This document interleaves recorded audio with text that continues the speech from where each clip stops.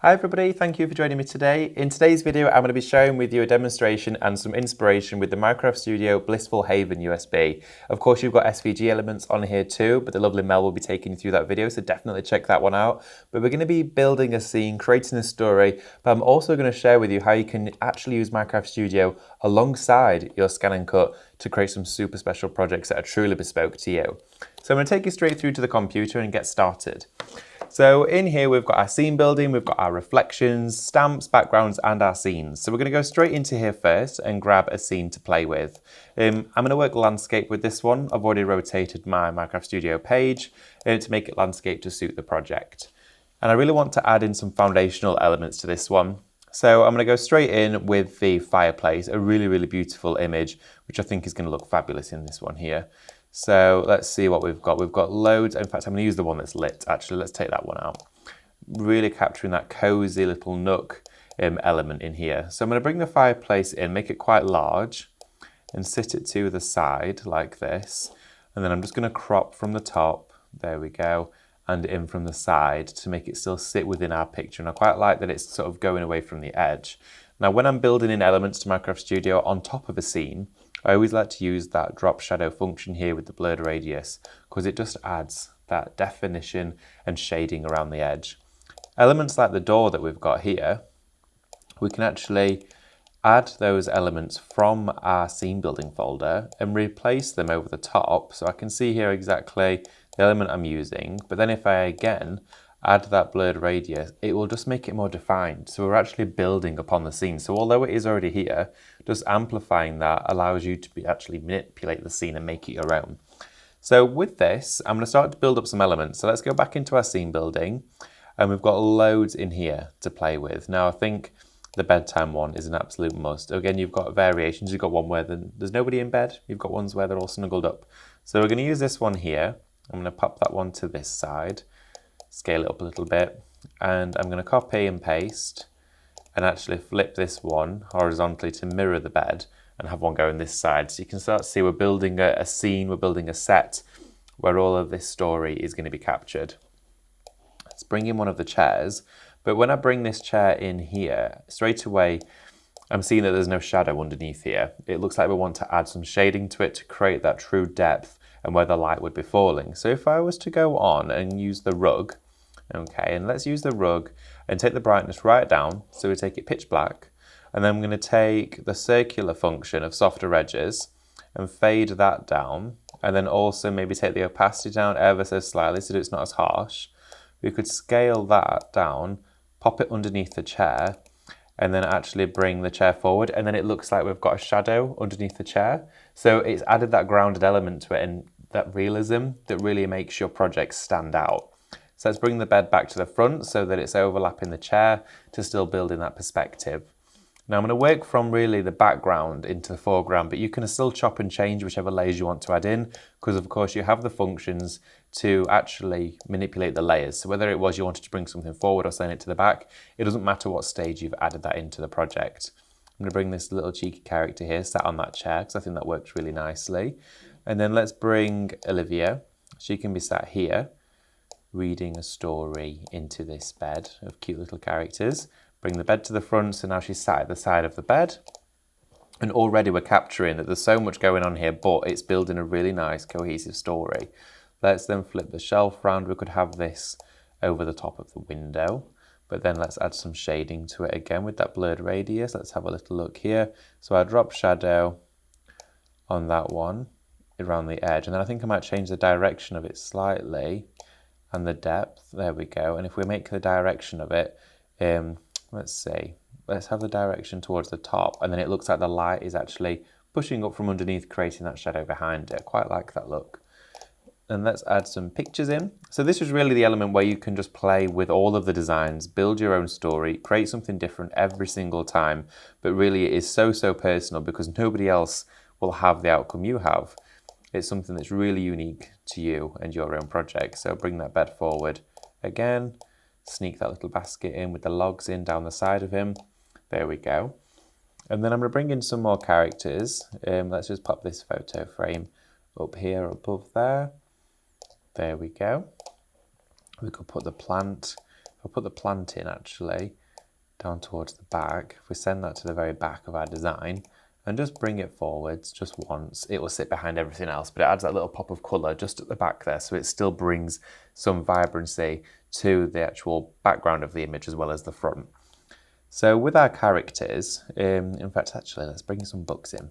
So the books, we'll stack some of these at the foot of the beds as if there's an abundance of stories that they're getting through every single night. So let's put these in. I'm actually going to flip this one around. So flip it horizontally and then just scale it down a bit.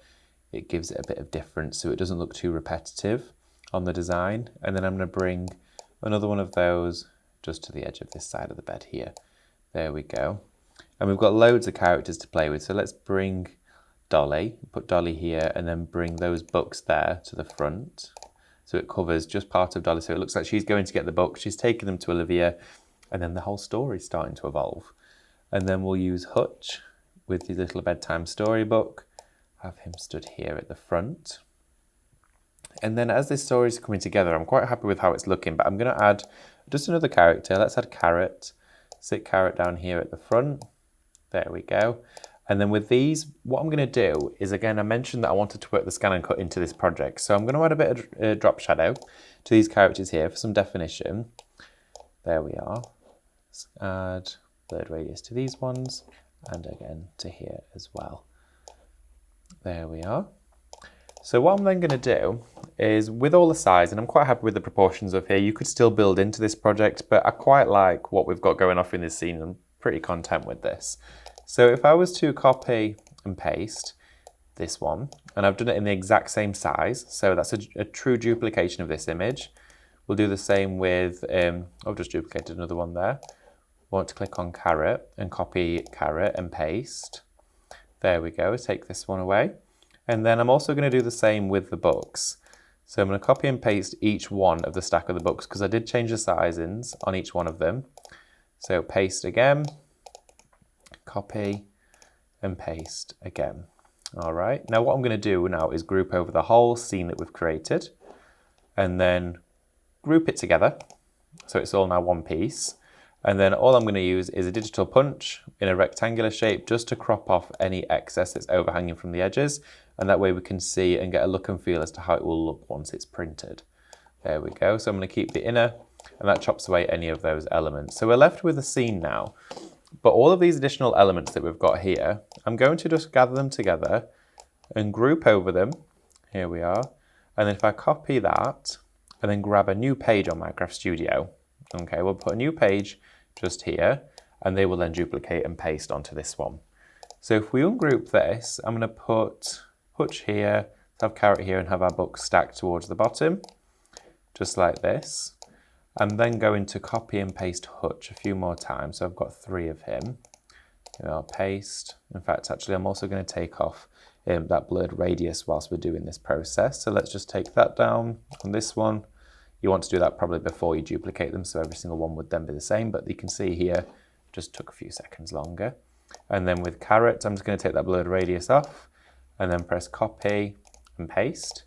So we're going to have a few of him. And what we're doing now is creating our very own decoupage sheets, which can be for the ScanNCut. Now, I might just duplicate a couple of these books. Let's put one here, copy and paste. And then, there we go, copy and paste.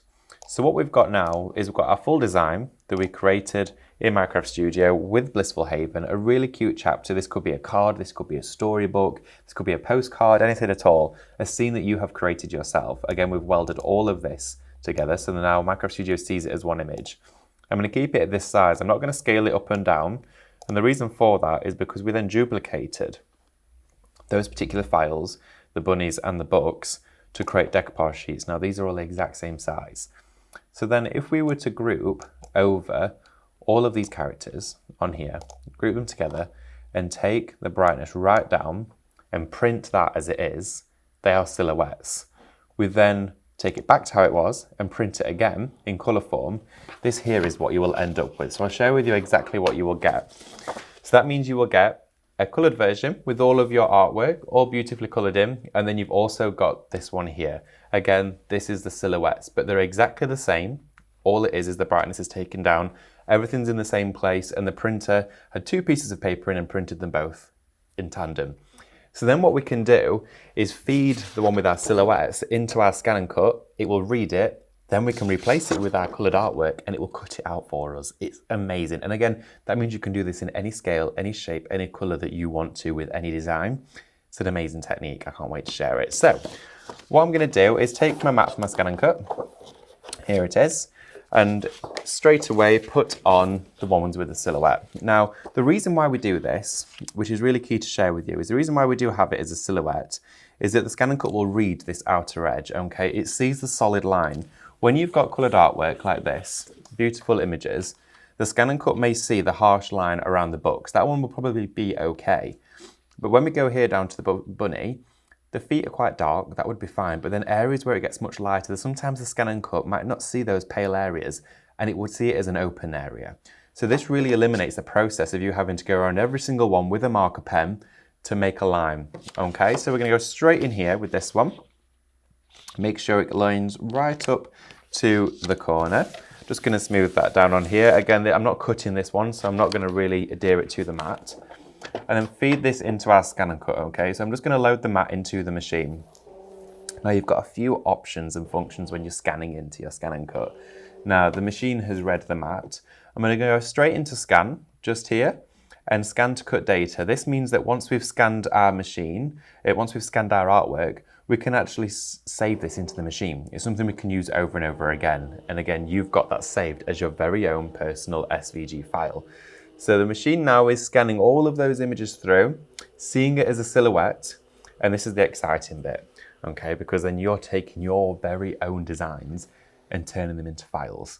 So it's recognized the image. It'll take just a few seconds to load. It's just thinking about, okay, we've got these images here, and it's getting that best resolution for you on there.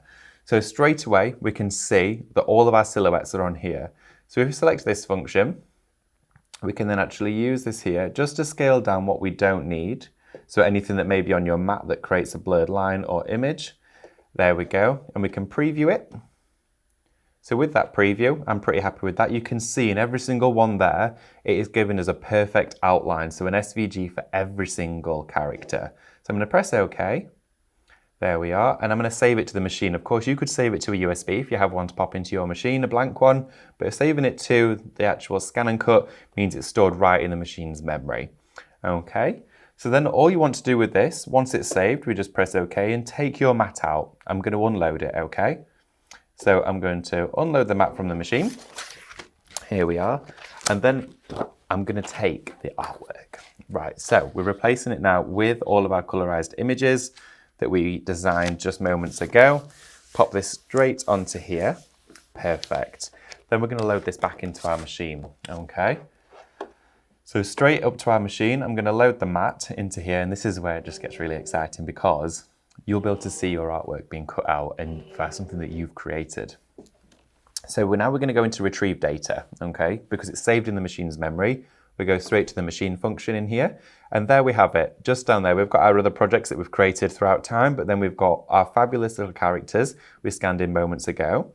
So then what we want to do is press this function here, and that will scan in what is on our mat. So all of that colored reflection will be scanned through our machine now, and we can line the SVGs up with the artwork.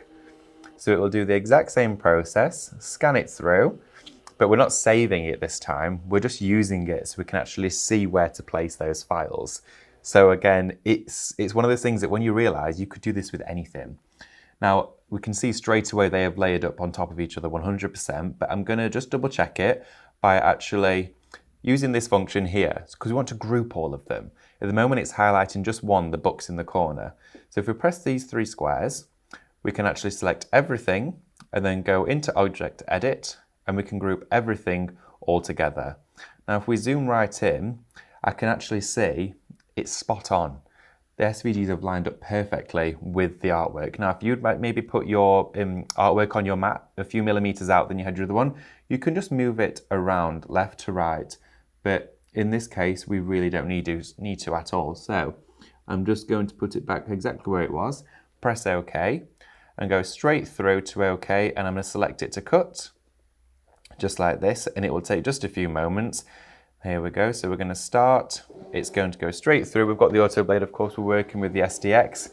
And this is just amazing. This is one of those processes where you think, I've done a combination of Microsoft Studio with the files. And this could be photographs, this could be anything from any USB. Again, it was that process of taking your images through, right the brightness down to pitch black. That's where the ScanNCut could read them. So I'm going to share with you the scene that we've got, because I'm going to put this together just as that cuts out for us. So I printed out the scene here. I've also got a matte and layer of card. This would be lovely in a picture frame, maybe for the wall, something like that. So what I'm going to do is just add a little bit of tape, sorry, a little bit of glue, just to the back of this one. You could use tape, you could use whatever adhesive you have to hand. But I'm just going to make this into an A4 project because I think these ones really do come into their own when they are placed amongst others on a wall, in a frame, a piece of artwork. They are incredible. They remind me of the storybooks I used to have growing up that my grandmother used to read to me, where I'd be told the story, but I'd also recreate my own in my head. I think they're just absolutely beautiful.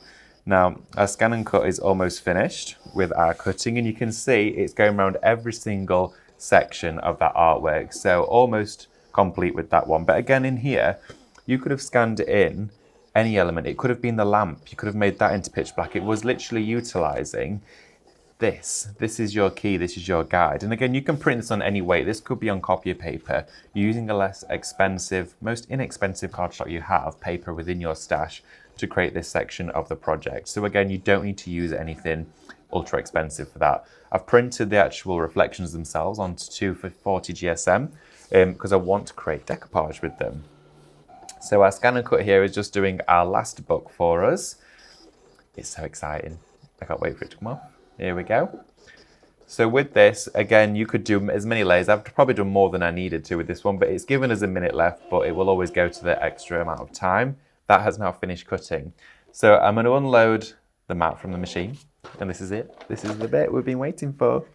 And then take this away, and it leaves you with all of that artwork. So straight away, look at this. We have created our very own SVG files, our very own cuts, with the artwork we provided to the machine. Amazing. So what I'm going to do is I'm just going to take a few of these off here. Here we go. I'm going to take some of Carrot. I'm going to take some of the book. I don't even need them all. I just want them. This is the thing. Once you've got the option to do this, you could do it with intricate patterns, with beautiful design. Then I'm just going to add a little bit of decoupage in. So here, just where Hutch is, I'm just going to grab a little bit of foam tape. Here we are. Pop this just onto the reverse. And then take that off and pop that directly because it matches 100% over the image, just like you would with your dies. Look at that, it's just incredible. And then what we can do is I'm actually then just going to snip just underneath his collar here. There we go, under those little ruchy ruffles of his nightgown. Take a little bit of foam tape again. I love this. It's so creative, but again, it links the two together. It links Minecraft Studio with your ScanNCut in ways that you probably could never even have thought of doing. And it was just one of those things that when we actually said this has to happen, it just makes that link so beautiful. It just allows the both of those to come together. So what I'm going to do is put a little bit of decoupage just on the back of this one here. There we are, to build him up. There we go. Pop him just under here. And then what I'm going to do then is we've also got some of our books. Let's stack some of those just to this side. And it's honestly so quick. It's so efficient. It's brilliant. Pop that here. Then you can see with that scene, we have got our decoupage now built into here. And this is Blissful Haven. This is your Minecraft Studio working with your ScanNCut. And again, totally optional, but it gives you the depth. It gives you dimension, tying in those files, creating your very own silhouettes with the imagery. So this is definitely one of those videos you can go back and watch at any time you want to, whether it's Blissful Haven or any collection that we've got coming up in the future, but also do it with ones you've already got. Do it with all your scene building chapters. Anything we've shared with you from Minecraft Studio before, you can do this process with to create your very own artwork in any configuration, shape or size, alongside your ScanNCut. So amazing techniques and projects. I can't wait to see what you do with it. But thank you so much for joining us today for the video. I really do hope you found it inspirational and enjoyable, and I will see you for the next one. If you want to see more from Highlight Crafts, make sure you click the like button, subscribe by clicking the subscribe button below, and click the bell icon to receive notification of all our future content. You can also click here to see our latest video, or click here to see more videos like this one.